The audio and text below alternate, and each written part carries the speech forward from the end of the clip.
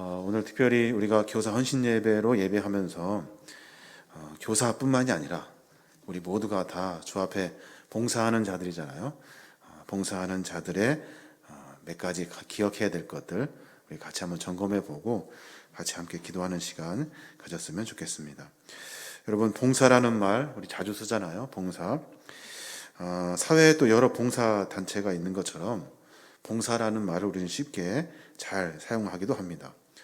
여기서 말하는 봉사는 대가를 바라지 않고 선의로 다른 사람에게 도움이 되는 일을 말해요. 대가를 바라지 않고 선의로 다른 사람들에게 도움이 되는 것. 우리는 흔히 교회 봉사도 이 범주에 다 집어넣습니다. 내 시간, 돈, 몸을 들여가지고 교회에 도움이 되는 일을 하는 것, 이것을 교회 봉사다라고 말합니다. 근데 교회에서는 이것을 봉사라는 개념으로 이렇게 축소하는 것보다 우리는 이 봉사하는 것, 이것을 헌신이다라고 말합니다. 헌신이 뭐예요? 헌신은 몸과 마음을 바쳐 힘을 다한다라는 말이 헌신이에요. 교회에서는 봉사한다는 말보다 사실 헌신한다는 말을 사용해야 하는 거예요. 오늘은 특별히 교회에서 가장 중요하다고 생각하는 다음 세대의 아이들을 가리키는 교사 헌신 예배입니다.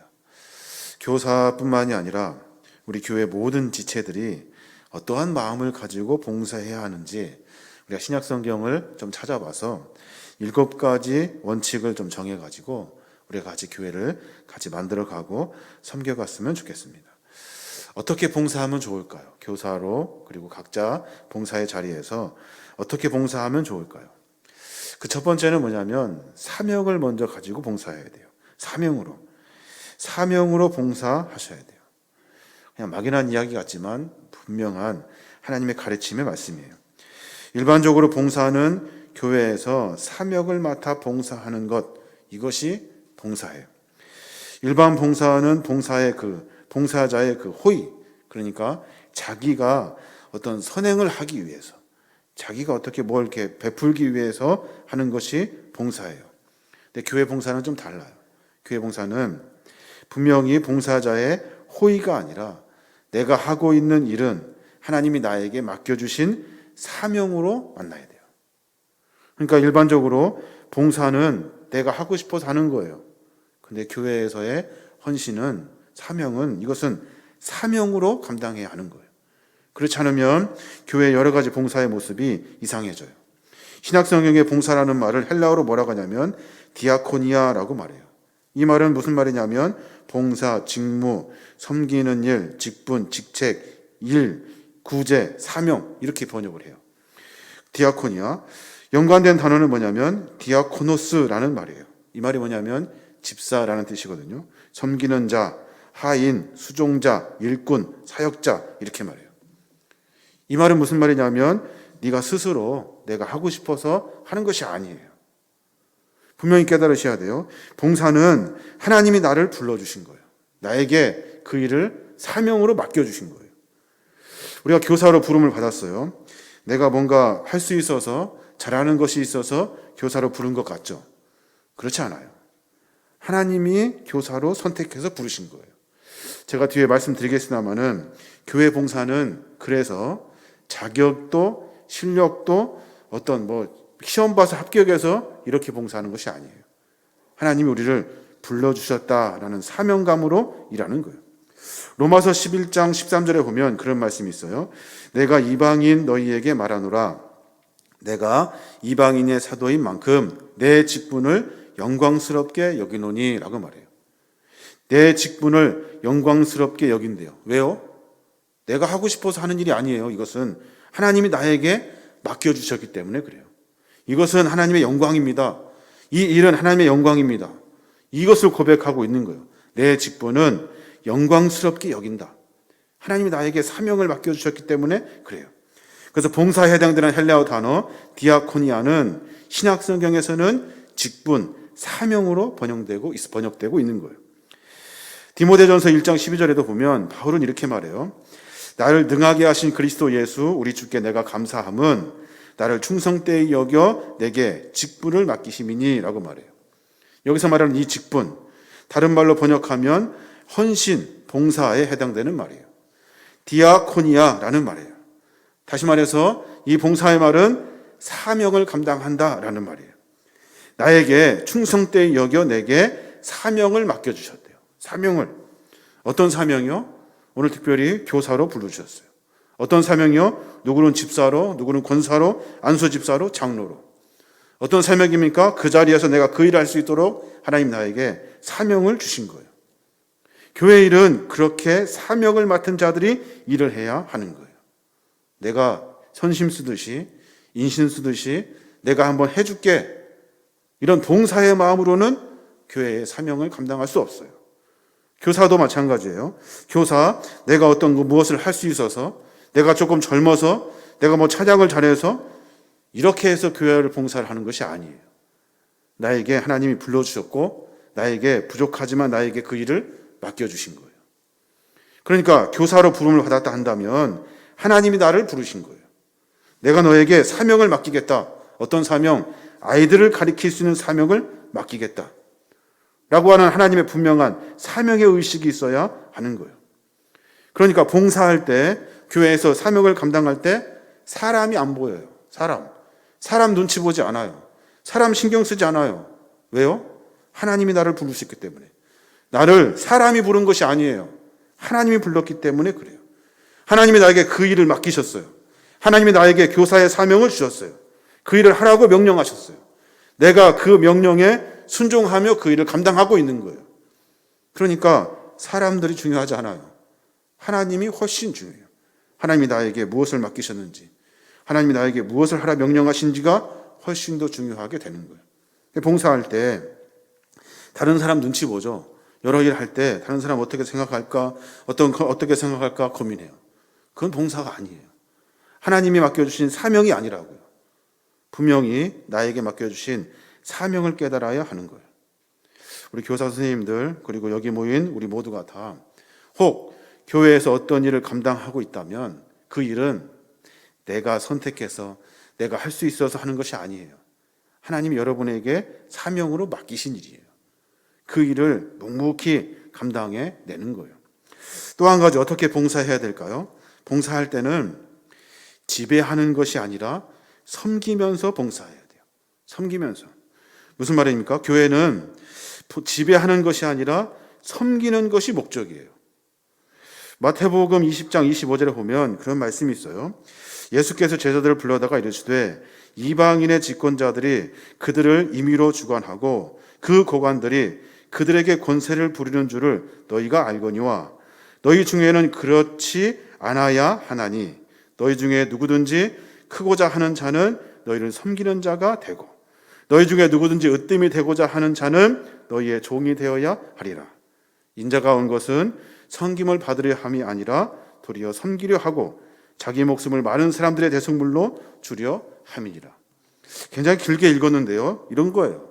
제자들을 불렀어요. 제자들아 이리 와봐 라고 말하면서 이방인의 집권자들, 그들이 그들의 임의로, 주관으로 다른 사람들을 부리면서 권세를 누리더라. 혹시 너희들 그렇게 되는 것은 아니겠지? 라고 말씀하시는 거예요. 너희 중에 그렇지 않아야 하나니 너희 중에 그렇게 하면 안 돼. 우리 제자들은 섬길 줄 알아야 돼. 무슨 지배를 하거나 뭘 막 누르거나 그런 것이 아니라 섬길 줄 아는 종이 되어야 한다고 말하고 있는 거예요. 그러니까 교사로 부름을 받았다면 아이들을 섬기라고 주님이 우리를 불러주신 거예요. 우리에게 어떤 일을 맡겼다 한다면 우리는 어떤 뭘 지배하고 뭘 하는 것이 아니라 섬기라고 맡겨주신 거예요. 교회 공동체 안에서는 섬기는 일이 먼저예요. 이 일이 먼저가 아니라 섬기는 것이 먼저예요. 우리 문화는 어때요? 승진하는 것 좋아하죠. 올라가는 거 막 좋아해요. 왜 그래요? 지배할 수 있는 위치를 선점하기 위해서. 그것이 사람들 생각이에요. 근데 교회에서는 달라요. 교회에서는 왜 직분을 맡기고 왜 직분의 사명을 맡깁니까? 지배하라는 것이 아니라 섬겨주라는 의미예요. 섬겨주라는 의미. 높은 위치에 올라간다는 것은 전보다 더 많은 사람을 지배할 수 있다고. 소대장이 되고 또 그 다음에 중대장이 되려고 하고 대대장이 되려고 하는 이유도 다른 많은 사람들을 지배하려고 해요. 교회 봉사는 그렇지 않아요. 헌신은 그렇지 않아요. 헬레어 단어 디아코니아는 우리말로 번역하면 지배가 아니라 섬김인 거예요. 그래서 교회는 특수한 공동체예요. 계급이 있는 듯 하지만 계급이 없어요. 누가 높은 것 같은데 높지 않아요. 모두가 다 똑같아요. 무엇으로 똑같아요? 섬기는 모습으로 똑같아요. 그러니까 교사로 부름 받았다면 아이들을 섬겨줘야 돼요. 잘 섬겨주는 것이 그의 사명을 맡아 일하는 거예요. 이 말은, 이 섬긴다는 말의 뜻에는 이런 의미가 들어있대요. 음식에 시중을 두는 노예. 섬긴다는 말, 디아코니아 그 속에는 음식에 시중을 두는 노예예요. 그래서 식당에 가면 웨이터 있잖아요. 뭐가 불편한 거 있습니까? 뭐 드시겠습니까? 하면서 늘 손님의 관심을 갖고 있는 것. 이거예요. 이렇게 섬겨야 한다는 거예요. 신약 성경에 보면 모든 직분자가 바로 섬기는 자, 집사 이렇게 다 연결되어 있어요. 고린도전서 3장 5절에 보면 교회 안에 파당이 생기는 것을 책망하면서 바울이 그렇게 말해요. 아볼로는 무엇이며 바울은 무엇이뇨? 사역자들이 아닌가 하고 말했습니다. 모두가 다 사역자 아닙니까? 누가 아볼로 파고 누가 바울 팝니까? 쉽게 말해서 누가 목사 편이고 누가 장로 편입니까? 누구 편입니까? 모두가 다 똑같이 섬기는 자들 아닙니까? 라고 말하고 있는 거예요. 다 같이 섬기는 사람이에요. 누가 높고 낮음이 없는 거예요. 그러니까 교사로 부름 받았다면, 우리가 주님의 사명을 맡은 봉사자로 하나님이 우리를 불렀다 한다면 우리가 모두가 다 섬겨주어야 하는 거예요. 우리는 어떤 말을, 그 말의 뜻을 깨달으려면, 알려고 할 때 사용하는 방법이 한 가지가 있어요. 그것이 뭐냐면 반대말을 생각해 보면 그 의미를 쉽게 빨리 찾을 수가 있어요. 사랑의 반대말이 뭐예요? 사랑의 반대말? 여러분, 미움이라고 생각하십니까? 그렇지 않아요. 사랑의 반대말은 무관심이에요. 무관심. 그러면 섬김의 반대말은 뭘까요? 섬김의 반대말? 안 섬김, 봉사의 반대말, 무봉사라고 생각하기 쉽습니다. 그렇지 않아요. 봉사의 반대말은 뭐예요? 지배예요. 지배. 섬기지 않는 거예요. 지배하고 누르는 거예요. 교회 봉사하다 보면 자기가 모든 사람과 일을 지배해야 적성이 풀리는 사람이 있어요. 그러면 안 돼요. 이런 사람은 잠시 봉사를 쉬는 것도 좋아요. 왜냐하면 우리 공동체는 지배하는 공동체가 아니에요. 서로 협력해서 하나님의 나라를 만들어가는 공동체예요. 누가 높고 낮음도 없어요. 우리에게 필요한 건, 우리에게 있어야 할 것은 오로지 섬김밖에 없어요. 이것이 하나님 우리에게 가르쳐 준 거예요. 그러니까 봉사하는 것보다 훨씬 더 중요한 것, 사명을 감당한다고 하면서 일을 하는 것보다 더 중요한 것은 다른 사람을 섬기는 것이 훨씬 더 중요한 거예요. 그래서 사도 바울은 그 이야기를 하고 있는 거예요. 우리 모두가 다 사역자들 아니냐. 헬라어로 번역하면 디아스코니아, 그러니까 집사들 아닌가, 섬기는 자들 아닌가라고 말하고 있는 거예요. 한 가지 더 생각해 보면 어떻게 봉사해야 될까요? 여러분, 봉사하실 때 교제하면서 봉사하셔야 돼요. 교제하면서. 고린도후서 8장 1절에 보면 이렇게 말해요.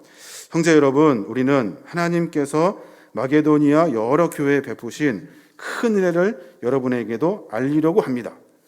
그들은 온갖 어려운 시련과 가난에 쪼들리면서도 오히려 넘치는 기쁨으로 헌금을 많이 하였습니다. 나는 그들이 힘껏 헌금했을 뿐만 아니라 오히려 힘에 겁도록 헌금했다고 자신 있게 말할 수 있습니다. 무슨 말이에요? 그러니까 세상 봉사는 나보다 못한 사람 도와주는 것이 봉사예요. 나보다 못한 사람 도와주잖아요. 나보다 돈 없는 사람 도와주는 것이 봉사라고 생각해요. 근데 교회 봉사는 그렇지가 않아요. 교회 봉사는 가진 자가 위에 있는 사람이 밑에 있는 사람, 없는 사람 도와주는 것이 아니에요. 똑같이 힘에 겹도록 힘을 합해서 함께 일을 감당하는 거예요. 그러니까 교회 봉사 헌신이라는 것은 기본적으로 함께 나누는 거예요. 너와 내가 동등한 위치에서 교제하는 거예요. 교제하는 것이 중요해요. 그리스도 안에서 가장 좋은 것은 교제를 통해 서로 나누어 가는 거예요. 오늘 보니까 마게도냐 여러 교회에 베푸신 은혜를 기억하고 있대요. 그들이 모두가 다 누가 먼저 되고 누가 나중 되고 누가 큰 교회고 작은 교회가 아니라 시련과 가난과 쪼들리는 상황에서도 힘에 겹도록 서로 도우면서 교제하며 섬겼대요. 고린도후서 8장 4절에 보면 또 그런 말씀이 있어요. 그들은 예루살렘에 있는 성도들을 돕는 일에 참여하게 해달라고 우리에게 여러 차례 부탁했습니다. 우리도 돕고 싶어요. 예루살렘 성에 있는 교회들 돕고 싶어요. 그 교회를 이 돕는 일에 참여하게 해 주십시오 라고 말해요. 여기서 성도들을 돕는 일, 이것은 사역을 말해요. 참여한다는 것은 뭘까요? 참여한다는 것은 내가 돈이 있어, 그러니까 내가 돈을 낼게, 이 말일까요? 성경을 정확히 봐야 돼요. 참여한다는 것은 내가 돈을 주겠다는 말이 아니에요. 내가 돈이 있으니까 내겠다는 말이 아니에요. 이것은 그들과 교제하고 싶다라는 말이에요. 교제한다는 말은 무슨 말입니까? 내가 위에 있어서 도와주는 것이 아니라 똑같이 동등한 위치에서 같이 교제하는 거예요. 그래서 그리스도의 봉사란 하나님이 주신 사명을 감당하는 데 있어서 서로 교제하는 모습이 있어야 돼요. 교사로 우리가 부름을 받았습니다. 각 부서에 교사 선생님들이 있어요. 일하고 아이들 가르치는 것도 중요해요. 그보다 못지않게 중요한 것이 서로 교제하는 거예요. 서로 교제해서 그 교제를 통해서 더 시너지를 내어야 하는 거예요. 진정한 성도의 교제 없이 성서적인 봉사, 교회에서의 헌신, 이런 것은 있을 수가 없어요. 교회 봉사는 성도 간의 진정한 사귐을 통해서 바탕이 돼야 돼요. 그래야만이 교회의 아름다운 헌신이 이루어지게 되는 거예요. 교회에서 새마을 운동하는 것이 아니에요. 뭐 어떤 목적을 가지고 막 실적을 내기 위해서 봉사하는 것이 아니에요. 서로 교제하는 것이 중요해요. 이런 생각을 갖지 않으면 교회가 계속 어려워져요. 어떤 일들을 위해서 막 완성해 가려고만 해요. 조금 늦으면 늦게 가도 돼요. 안 되면 안 되는 대로 가도 돼요. 왜냐하면 우리는 교제가 목조니까. 이 생각을 여러분 정확히 하셔야 돼요. 그렇게 될 때 우리가 서로 이렇게 교제만 하다 보면 정리가 잘 안 되겠죠. 무슨 일이 잘 안 되겠죠. 그러니까 사명자를 세우는 거예요. 사역자를 세우고 전문가의 조언을 듣는 거예요. 그걸 듣고 우리가 함께 다시 힘을 모아서 교제하며 배워가며 일을 감당하는 거예요. 그러니까 교제하면서 봉사할 수 있어야 돼요. 좀 안다고 막 먼저 가면 안 돼요. 같이 가는 것이 중요해요. 그리스도 안에 진정한 교제를 위한 것이 교회의 헌신이에요. 교회의 봉사예요. 어떤 일을 성공적으로 이루는 것이 목표가 아니에요. 그렇게 하면 안 돼요. 교제가 훨씬 중요해요. 교제가. 교사 선생님들 그리고 각 부서에서 일하는 사람들, 우리가 먼저 생각해야 될 것이 뭐예요? 어떤 것을 막 만들어내는 것이 중요한 것이 아니에요. 서로 먼저 교제하고 화합하는 것이 훨씬 중요해요. 자, 어떻게 봉사하면 좋을까? 나머지 네 가지인데, 네 번째인데 은사대로 봉사하는 거예요. 은사대로. 로마서 12장 3절에 보면 그런 말씀이 있어요. 오직 하나님께서 각 사람에게 나누어 주신 믿음의 분량대로 지혜롭게 생각하라 라고 말씀하셔요. 각 사람에게 나누어 주신 믿음의 분량이 있대요. 이 믿음의 분량이라는 것이 뭐냐면 은사라고 말해요. 은사. 그러니까 각자 맡은 하나님이 주신 각 사람에게 주신 은사가 있대요. 그 은사는 누구는 찬양을 잘하고 누구는 뭐 말씀을 잘 전하고 누구는 교제를 잘하고 누구는 뭘 잘하고 이런 각자 자기가 가진 은사들이 있어요.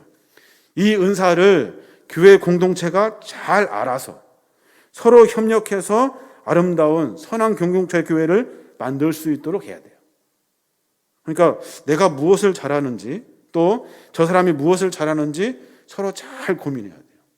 그래서 가장 적절한 곳에 가장 시너지가 날 수 있는 곳에 그곳에서 함께 봉사할 수 있도록 해야 되는 거예요. 우리의 삶 가운데 우리는 자격이 있어서 여러분들을 교사로 세운 것이 아니에요. 여러분이 무슨 기독교 교육을 전공한 것도 아니고 또 뭘 잘해서 시험에 합격한 것도 아니에요. 그런데 우리 교회 공동체를 세울 때 여러분의 그 은사와 달란트가 필요하기 때문에 교회는 여러분들을 교사로 세운 거예요. 이 은사를 정확히 분별할 수 있어야 하는 거예요. 그러니까 우리가 자격이 있는 것이 아니니까 묵묵히 순종하면서 열심히 하나님을 섬기면서 살아야 하는 겁니다. 또 하나, 우애하는 것 그리고 열심을 품는 것이 중요해요. 서로 우애하며 열심을 품어야 하는 거예요. 무슨 말일까요? 로마서 12장 10절에 보면 바울이 그렇게 말해요. 형제를 사랑하여 서로 우애하고 존경하기를 서로 먼저 하며 부지런하여 게으르지 말고 열심을 품고 주를 섬겨라 라고 말해요. 교회 봉사하고 헌신할 때 그때 바울이 이렇게 하라고 가르쳐 준 거예요. 형제를 사랑하래요. 우리 같이 서로 사랑해야 돼요. 서로 우애하래요. 서로 존중해주고 그리고 먼저 매 순간마다 서로 존경하며 살아래요. 그리고 나서 뭐예요? 부지런히 게으르지 말고 열심히 섬기는 거예요. 이게 중요해요. 교회에서 무엇보다 중요한 것이 뭐냐면 사람이에요. 사람이 가장 중요해요. 바울은 이 일을 위해서가 아니라 이 일을 위해서 매번 서로 존경하고 사랑하는 가운데 일을 해야 된다고 말해요. 그리고 나서 무엇보다 중요한 게 뭐예요? 열심을 품으래요. 열심. 서로 사랑하고 교제해서 열심을 품으래요. 마이크로소프트사의 인재 등용 원칙이 있대요. 거기 보니까 그렇게 말해요. 전문성과 열정이래요. 전문성과 열정. 교회는 전문성보다는 은사가 중요해요. 하나님이 그에게 주신 특별한 은사들이 있어요. 은사. 뒤는 같아요. 열정이 있어야 돼요. 어떤 봉사를 맡으면 그 일에 열정이 있어야 돼요. 열정이 없는 사람은 아무것도 이룰 수가 없어요. 그러니까 주님께 봉사하고 헌신할 때 서로 돌보며 우애하고 또 열정을 가지고 열심히 일하는 거예요. 하나님의 일에도 이 열정이 있어야 돼요. 열정적인 사람이 있어야만이 우리가 하나님의 열정을 배워 그 열정대로 일할 수 있는 거예요. 그런데 그보다 중요한 게 뭐예요? 형제를 사랑하여 서로 우애하고 서로 존경하는 것. 이것이 중요해요. 그리고 나서 열정으로 부지런히 일하는 거예요. 또 어떻게 봉사하는 것일까요?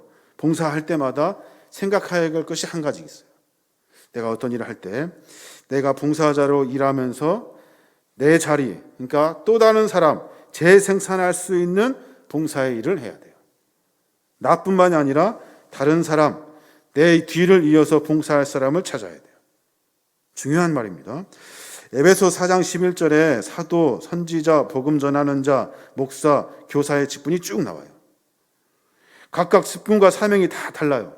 그런데 12절에 보면 거기에 목적이 같아요. 그것이 뭐냐면 12절에 이는 성도를 온전하게 하여 성도를 온전하게 하기 위해서 봉사의 일을 한대요. 그리고 그래서 그리스도의 몸을 세우려고 봉사를 한다는 거예요. 그러니까 사도, 선지자, 복음 전하는 자, 목사, 교사로 부르신 이유가 뭐예요? 성도를 온전하게 하기 위해서. 성도를 온전하게 한다는 말이 무슨 말일까요? 성도를 온전하게 한다는 말은 성도를 다시 세워낸다는 말이에요. 그러니까 교회의 사명은 일만 하는 데 있지 않아요. 다른 사람을 세우는 데 있어요. 교사도 마찬가지예요. 아이들을 잘 섬기고 봉사하고 헌신하는 것도 중요해요. 다른 교사를 키워낼 수 있어야 돼요. 내 자리에서 봉사할 수 있는 사람을 또다시 찾을 수 있어야 돼요. 그렇지 않으면 교회는 온전히 교회를 세워내는 일을 하지 못하는 거예요. 우리의 삶 가운데 성도를 온전하게 하기 위해서 우리가 삶 가운데 하나님께 말씀으로 말미암아 훈련받고 그리고 또 그 공동체 안에서 또 다른 사람들이 그 일을 감당할 수 있도록 해야 하는 거예요. 오늘 우리가 교사로 임명하고 다음 세대 아이들을 키우기 위해서 이제 임명장을 줄 거예요. 그냥 종이가 아니에요. 하나님이 나에게 맡겨주신 주님의 사명이에요. 어떤 사명이에요? 성도를 온전하게 하기 위해서. 나 말고 다른 사람들을 키워내는 거예요. 아이들을 키우고 교사들을 키우고 그 일을 감당할 수 있도록 맡기는 거예요. 이 일을 우리가 같이 감당해야 하는 거예요. 이제 마지막 7번째인데 어떻게 봉사해야 될까요? 어떻게? 봉사할 때마다 또 생각해야 될 것. 교회를 세우기 위한 봉사가 돼야 돼요. 교회를 세우기 위한 봉사. 오늘 마지막 12절 보면 교회 봉사의 목적이 분명히 나와요. 제가 말씀드렸죠? 하나는 성도를 온전하게 하는 것. 성도를 온전하게 하는 것. 또 하나는 뭐예요? 그리스도의 몸을 세우는 거예요. 그러니까 내가 봉사하면서 과연 이것이 과연 교회를 올바르게 세워가는 일인지를 생각해야 돼요. 우리가 봉사하다 보면 이렇게 좀 의견 충돌도 있고 여러 가지 것들이 있을 수 있어요. 그때 무슨 생각을 해야 돼요? 내가 이 일들을 통해서 내가 싸워서 저 사람을 이길 것인가? 그것이 아니라 교회를 온전히 세워나가는 길이 무엇일까?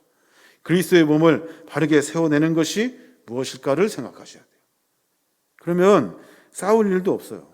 서로 티격태격 할 일도 없어요. 우리의 목적은 너를 이기는 것이 아니에요.